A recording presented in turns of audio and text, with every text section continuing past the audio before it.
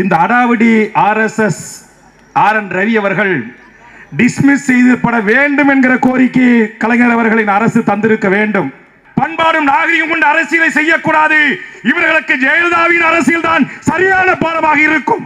நான் இந்த மேடையில் இன்று சவால் விடுகிறேன். ஸ்டெர்லைட் போராட்ட எதிர்ப்பு குழுவுக்கு ஒரே ₹1 வந்ததற்கான ஆதாரத்தை RSS ஆளுநர் ரவி அவர்களே உங்கள் மாளிகையின் ஊடாக அதிகாரப்பூர்வமான செய்தியை வெளியிடுவதற்கு தயாரா?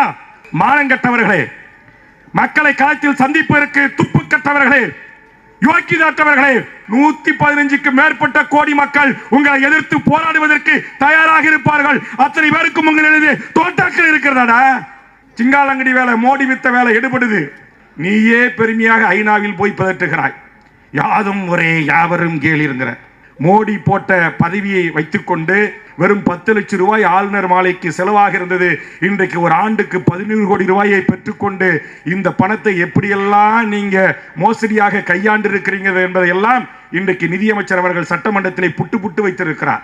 இந்த மாதிரி சூடு சரணையே இல்லாம அப்பப்ப சீண்டி பார்க்கறவன கொஞ்சம் நம்ம ஒதுக்கி வைக்கணும். நான் கேட்கிறேன், உங்க அப்பா மோடிக்கு முன்னோடியாக இருந்த அந்த அத்வானிக்கு வாஜ்பாய்க்கு மேல இருந்த எல்லா ஒப்பனையும் சுப்பனையும் பார்த்த கட்சி திராவிட முன்னேற்ற கழகம் என்கிற மகத்தான கட்சி.